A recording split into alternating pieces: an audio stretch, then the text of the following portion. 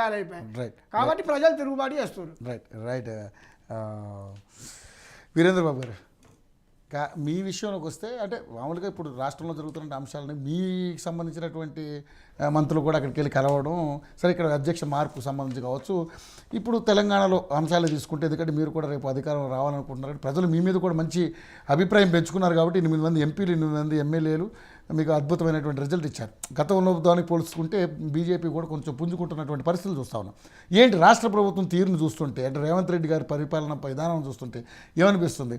ఇప్పుడు తెలంగాణలో ఇన్ని సమస్యలు ఉన్నాయి. ఇప్పుడు ఎయిర్పోర్ట్లు కావచ్చు, ఈ బాపు ఘాట్ కావచ్చు, ఇలాంటి సుందరీకరణ పేర్లతోటి అని కొన్ని డైవర్షన్ అని, అంటే ఇందాక కోటేశ్వరరావు గారు డైవర్షన్ అని నేను చెప్పరు, కానీ ఇప్పుడు అది ఒక 25 సంవత్సరాల తర్వాత మాట్లాడుకోవాల్సిన విషయాన్ని ఇప్పుడు ఎందుకు తీసుకురావడం దీన్ని అనేది ఆయన విశ్లేషించారు. మీ విశ్లేషణ ఏంటి అసలు?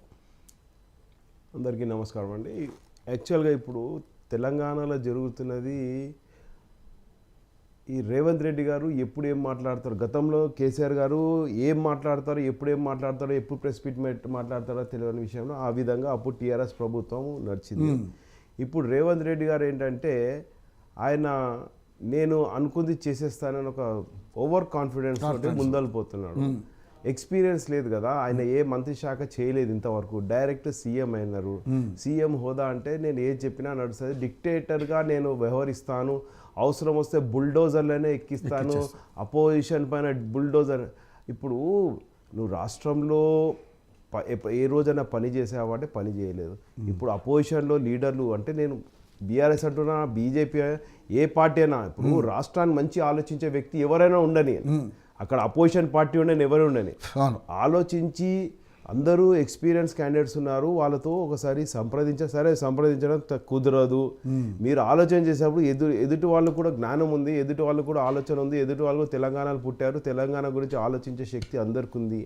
నువ్వు ఇష్టారాజ్యంగాన్ని ఈరోజు నేను మొన్న హైడ్రా అంటావు, మళ్ళీ ఇంకో మూసి అంటావు, మళ్ళీ లగచర్ల అంటావు, ఇవన్నీ ఇప్పుడు ఏమైపోయిందంటే స్టెబిలిటీ లేని ఒక సీఎము ఈరోజు ఒకటి మాట్లాడతారు, మళ్ళీ రేపు ఇంకో. ఇప్పుడు ఏంటంటే, ఇప్పుడు ఢిల్లీకి ఎందుకు వెళ్ళాడు, రిఫ్రెష్ అవ్వడానికి. ఆయన రిఫ్రెష్ ఇప్పుడు ఏంటంటే ఇప్పుడు అన్ని చెప్పిందల్లా మళ్ళీ రివర్స్ బౌన్స్ కొట్టి మళ్ళీ ఆయనకే కొడుతుంది, రివర్స్ బౌన్స్ మొత్తం అయిపోతుంది. కాబట్టి దానికోసం ఏం చేయాలరా బాబు, నా 100 కోట్లు వచ్చి ఏదో స్కిల్ డెవలప్మెంట్ చూస్తే అక్కడ రాహుల్ గాంధీ పిలిపించారే బాబు, తీసుకున్న ఏదో మేము అదాని నువ్వు అదాని అదాని నువ్వు గల్లె మిలేస్తున్నావు ఏం సంగతి అని జర పిలిచి వాయించినారు ఆయన. వాయిస్తే లే నేను ఇచ్చేస్తున్నా 100 కోట్లు చెక్ నేను రిటర్న్ చేస్తున్నా, అసలు తీసుకోవడమే తప్పు. తీసుకున్నాడు, సరే టైంకి రాహుల్ గాంధీ అని అసలు రాహుల్ గాంధీ పిలిపించాడు, అరే 100 కోట్లు ఎందుకు తీసుకున్నా వాపస్ చేసేయమని. అట్లనే దాన్ని వంక పెట్టుకొని ఇప్పుడు ఏదో గాంధీ ఘాట్ని సుందరీకరణ చేస్తాను, దానికి స్థలం కావాలి, పోయి అప్లికేషన్ పెట్టుకోండి, ఇప్పుడు తప్పేం లేదు అడగడానికి.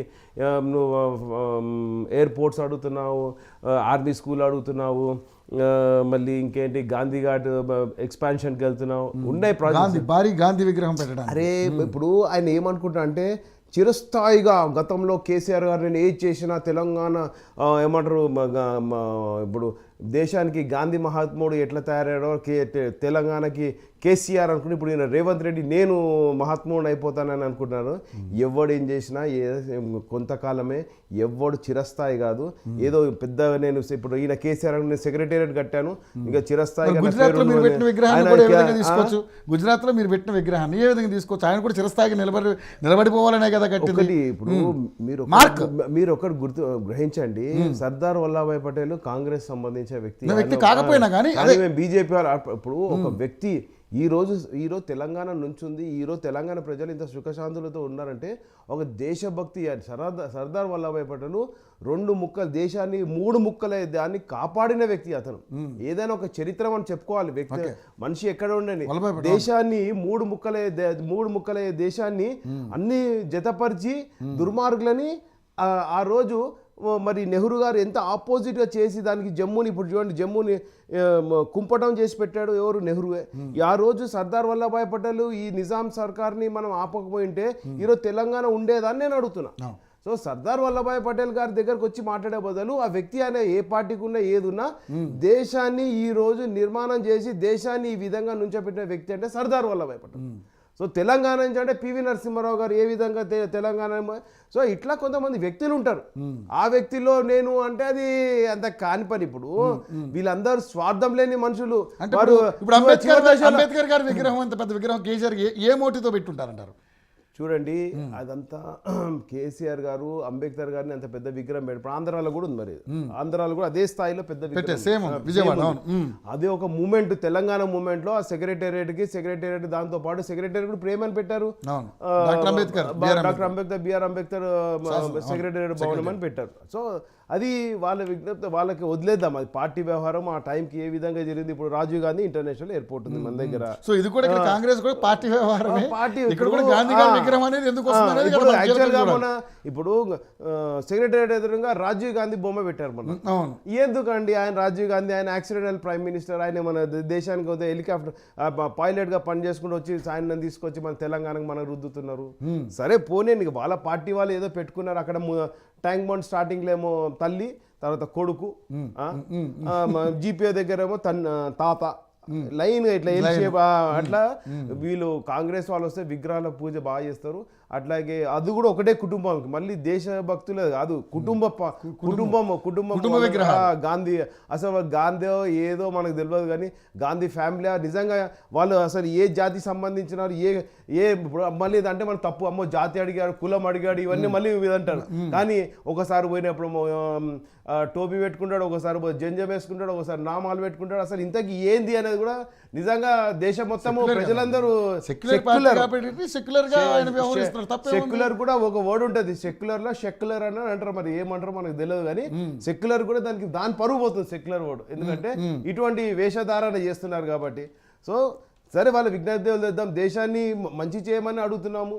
దేశానికి అడ్డం పడి దేశానికి ఏదైనా ఒకటి మంచి చేద్దామంటే పక్క దేశాలతో పోయి ఈయన పోయి మన దేశానికి ఎప్పుడు ఇంట్లో ఏమైనా పోట్లాడు, ఇంట్లో ఎగ్జిస్టింగ్ దేశంలో ఉన్న ప్రభుత్వాన్ని పోటాడు, ఉన్న సిస్టమ్ని పోటాడు అని బయట దేశాల దగ్గర పోయి మన దేశాన్ని గురించి తప్పు మాట్లాడడం, తక్కువ చేయడము, ఇవన్నీ చాలా తప్పు. ఏదున్నా ఇంట్లో దేశంలో ఉన్నప్పుడు దేశంలోనే పోట్లాడు, దేశంలో ఇచ్చే. కానీ పక్క దేశాల్లో పోయి మన దేశం గురించి తప్పు చెప్పడము, అంత చీప్గా మాట్లాడడము, ఇవన్నీ ఏమవుతుందంటే సంకేతం ఏమైపోతుందంటే ఇప్పుడు రానున్న రోజుల గతంలో వేరు, ఇప్పుడు social media, print media, electronic చాలా పెద్ద ఎత్తున ఉంది. ఈ వ్యక్తి ఎటువంటి వాడు, ఇప్పుడు మహారాష్ట్రలో మంచిగా ఏ విధంగా కోటింగ్ అయింది. ఇప్పుడు మొత్తం ఇండియా కూటమి కూడా మొత్తం ఏముంటుంది, because of Rahul Gandhi only మేము ఈ దెబ్బ తిన్నాము, ఈయనని ఇచ్చేయాలి. అటు టీఎంసీలో కూడా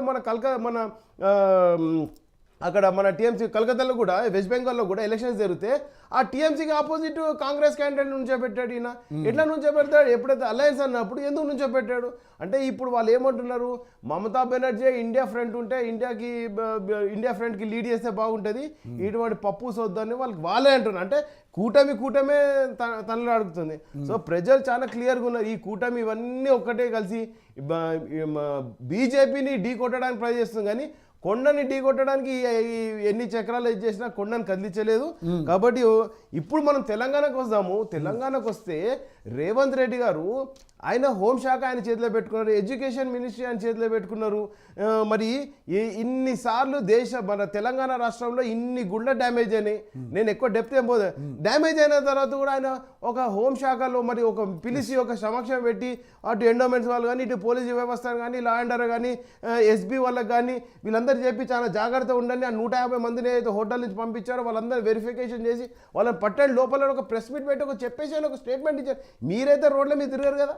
ఎందుకంటే గతంలో కేటీఆర్ గారు ఇప్పుడు పాపము సభలు పెడుతున్నాడు, ఆయన ఏడబోయినా ఆడ సభ పెడుతున్నాడు, ఈడ సభలు. అప్పుడు ట్విట్టర్ ఏదైనా ట్విట్టర్ టిల్లు అనుకుంటూ ఏదైనా చెప్పగానే ట్విట్టర్. ఆయన మినిస్ట్రీ ఉన్నప్పుడు, ఆయన ఐటీ మినిస్టరు, మున్సిపల్ శాఖ మినిస్టర్ ఉన్నప్పుడు ఏ ఇష్యూ వచ్చినా ప్రజల మధ్యలోకి వచ్చేవాడు కాదు. మంచి సోఫాలో కూర్చొని కాలేసుకొని ట్విట్టర్ ట్విల్లు చేశాడు. ఇప్పుడు నువ్వు మీటింగ్ ఎందుకు పెడుతున్నావు? ఇప్పుడు నువ్వు ప్రజా మీటింగ్ అప్పుడులో నీకు ఎప్పుడైతే పదవి చేతులు ఉన్నప్పుడు అప్పుడు నీ ప్రజలు కనపడలేదా? నీ కళ్ళు బయలు కన్నాయా? నీకు ప్రజల ఇబ్బంది తెలియలేదా? ఈరోజు లగచర్లలో ప్రజలకు ఇబ్బంది అయిందని ఈ రోజు నువ్వు అక్కడ మీటింగ్ పెట్టావు. అదే ఆ టైంలో నిజంగా ప్రజలకు ఇబ్బంది అయితే నువ్వు బస్సు ఆర్టీసీ బస్సు బోల్తా పడి ప్రజలు చనిపోతే, ఇంటర్మీడియట్ విద్యార్థులు చనిపోతే, నీ ఫామ్ హౌస్ లో నీ ప్రగతి భవన్ లో కూర్చొని తండ్రి కొడుకులు ఎదురెదురు కూర్చొని ముచ్చట్లు పెట్టుకున్నారు కానీ ఆ రోజే మీటింగ్ పెట్టలే, ఆ రోజు ప్రజలను కలవలేదు. అంటే వీళ్ళు ఒకటే, కాంగ్రెస్ అట్లనే ఉంది, బీఆర్ఎస్ అట్లనే ఉంది. వీళ్ళిద్దరికి ఏంటంటే పదవి కావాలి, పదవి వచ్చిన తర్వాత అయిపోయా రిలాక్స్ అయిపోతారు, ప్రజల వద్ద పోరు, ప్రజల సేవ చేయరు. ఏమైనా ఏ విధంగా ఎక్కడ కమిషన్లు కొట్టాలి, ఎక్కడ కొత్త ప్రాజెక్ట్ తీసుకురావాలి, ఎక్కడ మన శంకుస్థాపన చేసి మన పేర్లు పెట్టుకోవాలి, మళ్ళీ దాంట్లో ప్రోటోకాల్లు ఇవన్నీ పెట్టుకొని ఏ విధంగా ప్రతి ప్రాజెక్టులో వరల్డ్ బ్యాంక్ నుంచి 4,000 కోట్ల కోసం ప్రయత్నిస్తున్నారు. వరల్డ్ బ్యాంక్ ఇస్తుందా 4,000 కోట్లు మూసేదానికంటే అది వేరే. కేంద్రం నడితే ఇస్తుంది. ఒకటి కేంద్రం నడితే కేంద్రంలో డెవలప్మెంట్, ఇన్ఫ్రాస్ట్రక్చర్ డెవలప్మెంట్కి ఏదైనా సరైన ఇది ఇస్తే డెఫినెట్ కేంద్రం సహకరిస్తుంది. ఇక్కడ మా ప్రభుత్వం లేకపోయినా కూడా మోడీ గారు కానీ అల్లే ఏ క్యాబినెట్లో ఎవరైనా కానీ సహకరిస్తాము. ఇది వరంగల్ ఏదైతే ఎయిర్పోర్ట్ ఏదైతే చెప్పారో అది కొంచెం దగ్గరకే ఉంది. ఇప్పుడు ఎయిర్పోర్ట్లు అది వాటికి అంటే మీ పార్టీ వ్యతిరేకమా లేకపోతే? లేదు, ఇప్పుడు మేము ఒకటే చెప్తున్నాం, డెవలప్మెంట్ కంపల్సరీ కావాలి ప్రతి రాష్ట్రము. ఏదైతే ఇన్ఫ్రాస్ట్రక్చర్ అంటే whether it may be transport, ఇప్పుడు రైల్వేస్ ఎట్లా డెవలప్ అవుతున్నాయి, ఎయిర్వేస్ కూడా అట్లా డెవలప్ అవ్వాలి. అట్లనే వాటర్ సిస్టమ్, ఇప్పుడు ఇంత ముందర వాటర్ సిస్టమ్ వాటర్ బోట్స్ అంటే అది కూడా ట్యాక్సీస్ నడిపిస్తున్నారు. సో ఆ విధంగా అన్ని విధాలుగా ఏ విధంగా రోడ్ ట్రాన్సాక్షన్ అంటే ఏదైతే జామ్స్ అనేది కాకుండా చూడడానికి. ఇప్పుడు మళ్ళీ మీరు ఇందాక వారు అన్నట్టు సికింద్రాబాద్ రోడ్ ఏదైతే మన టువర్డ్స్ బోయిన్పల్లి ఆ రోడ్స్ అక్కడ మెట్రో, ఎస్ డెఫినెట్లీ అటువైపు కూడా వేయాలి, మేడ్చల్ వైపు కూడా వేయాలి, మేడ్చల్ వైపు వేయాలి, ఇటు హయద్నగర్ వైపు వేయాలి, ఇటు శంషాబాద్ వైపు వేయాలి, మెట్రోస్ తీసుకురావాలి. సో నేను అనేది ఏంటంటే ఇక్కడ ప్రభుత్వము పరిగెత్తి ఏది చేసే బదులు కొంచెం నిదానం కూర్చొని ఏది ఇంపార్టెంట్ ఏది ఇప్పుడు విద్యార్థులకి ఫుడ్ ఆల్రెడీ ఒక అమ్మాయి చనిపోయింది. ఇప్పుడు గతంలో బీఆర్ఎస్ జరిగిన తప్పులన్నీ వీళ్ళు కరెక్ట్ చేసుకోవాలి. బీఆర్ఎస్ ప్రభుత్వంలో లాస్ట్ వాళ్ళు దిగిపోయే టైంలో ఏమైంది, ప్రతి హాస్టల్లో ఫుడ్ పాయిజన్ అవుతుంది, పురుగుల అన్నాలు తిన్నారు. సో ఇవన్నీ ఎందుకు? మీరు ఎడ్యుకేషన్ మినిస్టర్ మీ చేతులు టక్కని మీరు శాంక్షన్ చేయండి. మీకు అనేక దానికి రేపు ఏదో సంవత్సరం సంబరాలు చేయబోతున్నారు. ఆ సంబరాలకు ఎంత ఫండ్ ఖర్చు చేస్తున్నారు? మళ్ళీ మీ విజయోత్సవంలో పురుగుల